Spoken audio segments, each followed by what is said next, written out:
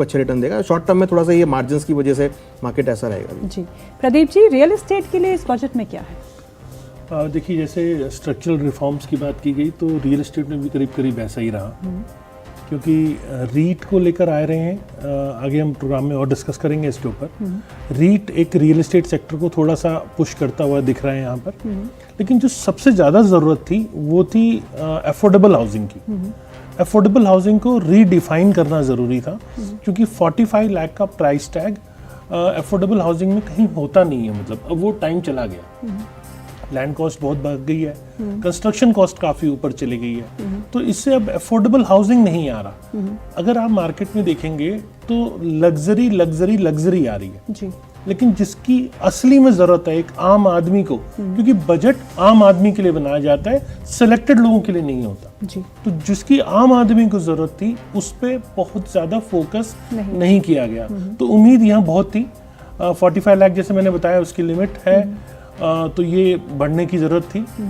Size को लेके बात करें तो 60 और 90 मीटर्स है मेट्रोपॉलिटन और नॉन मेट्रोपॉलिटन सिटीज़ के अंदर। ये कोई इतना बड़ा इशू नहीं था इसके अंदर। तो अब अफोर्डेबल हाउसिंग मेरे को बहुत जल्दी आती दिख नहीं रही है। यहाँ पे अगर किसी तरह डेवलपर्स को टैक्स इंसेंटिव्स दिए जाते, टैक्स हॉलिडेज दिए जाते, तो भी कुछ चांसेस थी। और लैंड की अवेलेबिलिटी कराना, क्योंकि अब यहाँ पे इंपॉर्टेंट इशू ये आ रहा है कि लैंड अवेलेबल कैसी होगी जब प्राइस ऊपर चले जाएंगे। तो लैंड की अवेलेबिलिटी की भी बहुत ज़्यादा सख्त ज़रूरत है यहाँ, जो चीज़ इस बजट में नदारत दिखी। दूसरी मेरे को एक्सपेक्टेशन थी कि कार्बन को लेके जो क्रेडिट सर्टिफिकेट्स हैं उसके ऊपर बात होनी चाहिए जी। क्योंकि हम जो जी रहे हैं वो एक पॉल्यूटेड सिटी के अंदर जी रहे हैं। मतलब देखने में लगता है हाँ मेट्रोपॉलिटन सिटी है, लेकिन एक्चुअल में वो पॉल्यूटेड सिटी है। तो यहाँ रहना, अगर बहुत ज़्यादा टाइम रह जाओगे आप तो ज़्यादा से ज़्यादा कोई ना कोई बीमारियाँ आपके अंदर पक्का आ जाएंगी। तो उससे बचने का यहाँ पर उपाय करना चाहिए था, जो नहीं हो रहा। यहाँ असली जो ज़रूरत है वो सैटेलाइट टाउनशिप्स बनाने की ज़रूरत है, जहाँ लोगों को उसी लोकेशन पे रोज़गार भी मिले, रहने की जगह भी अफोर्डेबल मिल जाए, और बाकी जो बिजनेस वगैरह करने हैं वो सब भी चीज़ें, इंफ्रा भी मिले वहाँ। वो भी मेरे को इसके अंदर नहीं दिखा। दूसरा, प्लान्ड सिटीज़ की ज़रूरत थी, स्मार्ट सिटीज़ की भी ज़रूरत थी।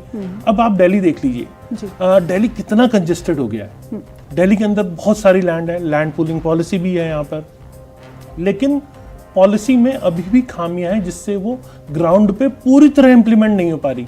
छोटे छोटे पार्सल, इतना लंबा टाइम हो गया मास्टर प्लान को, करीब 15 साल के आसपास हो गया, लेकिन अभी भी आप दिल्ली में देखिए तो हाउसिंग आ ही नहीं पा रही है। एक सेक्टर, वो भी 40-50 एकड़ का एक सेक्टर बना है। तो दिल्ली के अंदर सख्त ज़रूरत है, इसके ऊपर ज़रूर कुछ करना चाहिए था, लेकिन वो भी इसमें नदारद रहा। तो बहुत ज़्यादा मुझे दिख नहीं रहा है कि रियल एस्टेट के लिए इसमें कुछ मिला है अभी तक। बहुत ही फ्यूचरिस्टिक बजट है एक्चुअली। इसमें जिस पे काम हुआ है वो हुआ है डेटा सेंटर्स,